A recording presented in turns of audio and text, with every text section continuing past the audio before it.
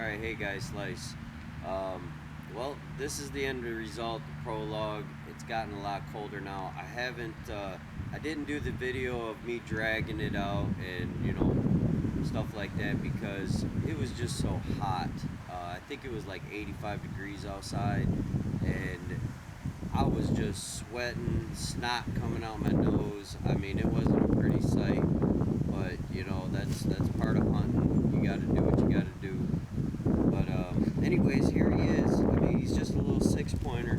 But like I said, I wasn't going to be too choosy this year. I wanted some venison in the freezer. I bought a freezer for him. Good thing it wasn't much bigger than this because I don't have the room in my freezer to put him. But I am going to get him mounted. Probably be taking him in sometime this week. I just got him back a few days ago, and yeah, I'm trying to remember. It's probably been about a week or a couple weeks now. I'm trying to remember what the last video was. I think I just walked when I found him. I just had a little blood. I didn't get the greatest shot that I thought I did on him. Actually, he was quartering away from me so strong that I ended up putting it in right back behind his ribs here, and where it came out was a little far back behind his shoulder, like back in here. Ideally, he wanted it to come out right here. I was aiming for that second shoulder over there, but he went down. He didn't go far, probably about 75-80 yards. I'm glad I backed out. That's what you want to do I thought I got a really great hit on him, but I wasn't finding a whole lot of blood right there where I shot him at, so I ended up just kind of backing out and letting him go. But this buck here, I shot this buck 3 years ago, and this is my best buck, but I just didn't have the money to get him mounted.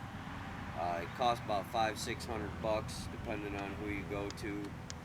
Mostly the veteran guys want a little bit more because they'll be definitely paying a lot more attention to little details and things like that. And I really wanted to get him mounted.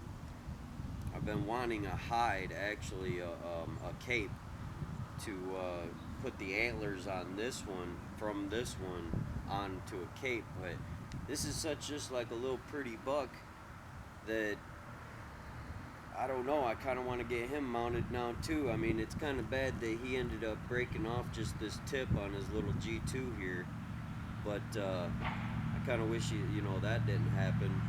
But he is all right little 6-pointer for public land. You can't be too choosy. I mean, there's farmland around there, some CRP and crops and stuff for these guys, for them to feed on. But I bet you this buck hasn't seen a whole lot of that from where I shot him. He was going through that tall grass eating something down there. I'm not really sure what he was after, but I didn't get him on video. I'm really sorry I didn't get the impact shot on video.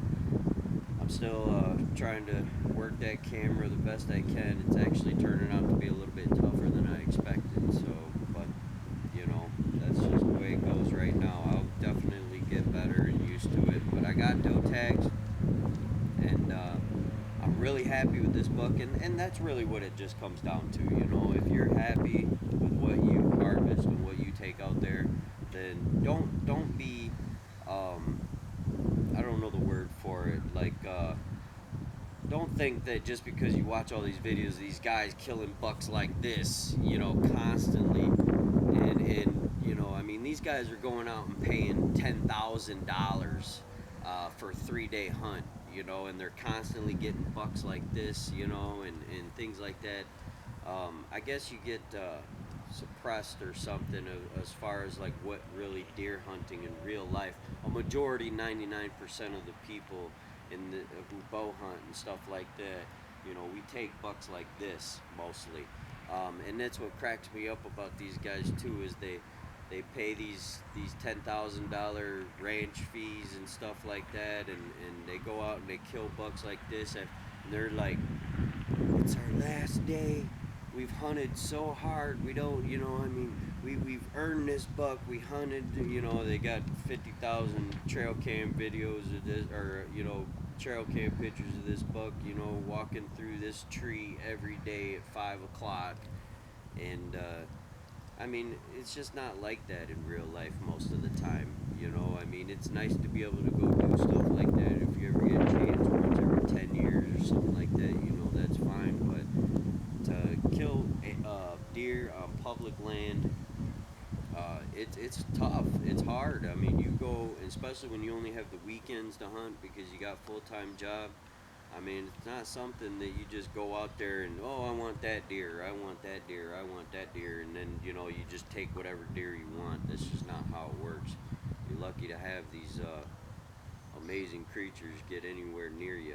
They're smart, and that's what they're out there. They're built to survive, you know. So, but yeah, I mean, I killed this buck actually on public ground too, not where I'm hunting now, but I was in Wisconsin on some land and on some public land, a little strip of it, but I had a lot of private around me, and I know that's where he came from. It was during the rut, and he was hitting scrapes, and same scenario. I killed him on the ground, and he's my biggest buck yet, and he's pretty cool. I mean, he had a broken bone here that was, I bet you, it's the same thickness as this base here, and I bet you it was just as tall as that. So I bet you it was sticking out right here.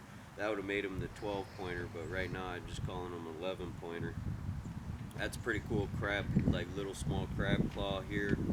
I mean, that's just a neat buck, and I didn't even have the money to do uh, the European mount. That's what they kind of call that, where you bleach the skull and you make it white like that. The only thing I could do is just take it out in the woods and let nature take its course. I knew eventually that he was going to end up being, you know, white like that. And when I got him back, all I had to do was peel some stuff off, trim some things up, and but it's a shame that I didn't even, I was unemployed at the time. You could tell where the mice, see, mice and squirrels, they just love antlers. Every year that they drop their antlers, the mice and squirrels, they really gnaw them up real good. They sharpen their teeth on them. There's actually minerals in them that they can benefit from. But they end up biting them up a little bit. But yeah, I'd really like to get a cape to get that mounted. I know the antlers don't look all that great, but I might never see a buck like this again in my life. I mean, you know, on public land that I'm hunting.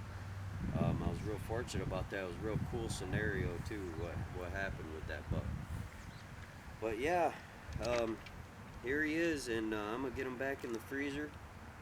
And it's been, you know, I wish I could say that I hunted real hard and I worked real hard for him. You know, I didn't. It was only the third day of opening, and you know, I ended up guessing right that he was gonna come by there, or you know, something was gonna come by there where I was hunting. And he was the second deer that came through. I didn't get this on video either. I actually shot over a doe's back the night before. I ended up taking him. She was in some real tall grass. I had my sight pin set on 30 yards. I usually hunt with it on 20 yards. And I tried to overcompensate a little bit too much for the tall grass. Kind of held it towards the top of her back a little bit because I didn't want that arrow going through the grass.